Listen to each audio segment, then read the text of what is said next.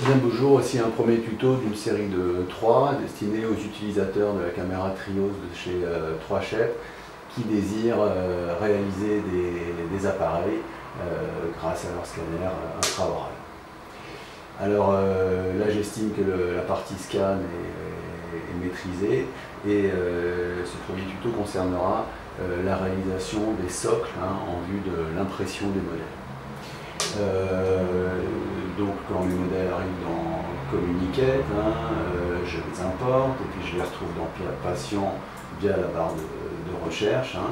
Et là c'est le modèle de Corentin que je vais socler. Alors j'ai demandé un paramétrage moi sur mon ortho-analyzer qui fait que quand je double-clique sur le modèle, je passe directement en phase de préparation de modèle. C'est quelque chose qu'on peut paramétrer via l'ortho-analyzer panel. Si ce n'est pas fait, vous pouvez demander à votre fournisseur.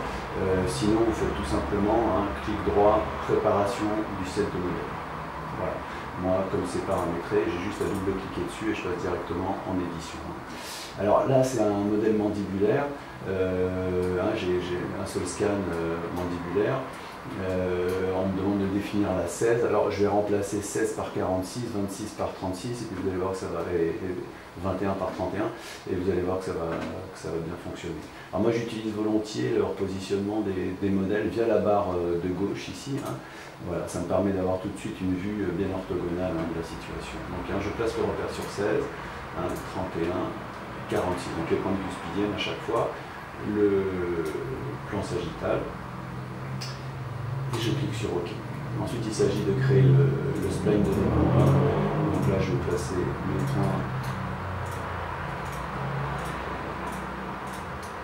voilà, pour détourer le modèle.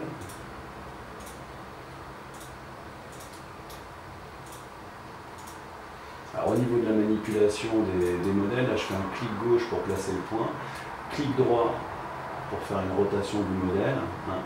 La molette pour zoomer, et si j'appuie sur la molette, ça permet de déplacer le modèle. Ça c'est parfois pratique, surtout quand on est sur des zooms assez importants. Là mon spline, je peux le repositionner comme ça, voilà, et je clique sur suivant. Alors toujours pareil, dans la barre de droite, je règle ma vue. Là je vais vérifier l'épaisseur de ma base, pas la peine d'avoir une base trop épaisse quand on fait de l'impression, ça prend du temps, ça consomme du matériau et ça sert à rien. Voilà, je vais ensuite régler l'épaisseur. Alors quand on a un modèle mandibulaire, le socle est inversé. Donc là, je l'attrape, je le fais tourner et je vais régler cette épaisseur là de manière pareille, à ne pas avoir trop de matériau. Alors avant de régler l'épaisseur grâce aux boules vertes ici, je vais décocher dimensionnement symétrique. Voilà, et ensuite je règle pour être au plus près. Attention, si le spline n'est pas inclus dans la base, il refusera de faire le spline. Et je clique sur suivant.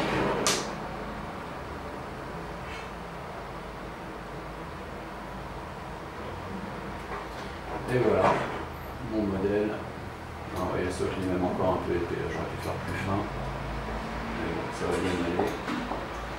Ça c'est si on a des retouches à faire, les deux étapes suivantes. On peut gommer si jamais il y a un taquet à enlever, si jamais il y a un artefact. Donc je clique 2 fois. Et alors ensuite je vais faire modèle, exporter le modèle sous, naviguer. Et alors là moi j'ai créé un disque réseau tout simplement pour exporter mes modèles et je vais taper donc, le nom de mon patient. Voilà, j'ai pas de modèle supérieur, donc je décoche le modèle maxillaire ici, modèle inférieur, et je fais sauvegarder. Et je valide ici. Alors dans le cas où vous avez 2 modèles, avant de cliquer sur l'icône de validation qui va nous ramener au menu de sélection du patient, il faut penser à afficher les 2 modèles. Bien afficher les 2 modèles avant de cliquer là-dessus, parce que sinon, dans votre prévisualisation, vous aurez que le modèle affiché. Alors là, j'ai qu'un seul modèle, donc ça pose pas de problème, mais dans le cas où vous en avez 2, pensez bien à les faire réapparaître avant de valider, sinon dans la prévisualisation, vous n'avez pas. Voilà, mon modèle, donc, ben, il apparaît ici dans mon laboratoire. Moi je l'ai mis là, il est là, hein, le modèle. Si je double-clique dessus, ça va m'ouvrir directement mon logiciel d'impression, hein. On voit le modèle qui est ici. Tout ce qui est impression, j'en reparlerai dans une vidéo ultérieure, hein, mais on peut voir que le modèle est sauté et prêt à envoyer à l'imprimante. Voilà pour cette première vidéo.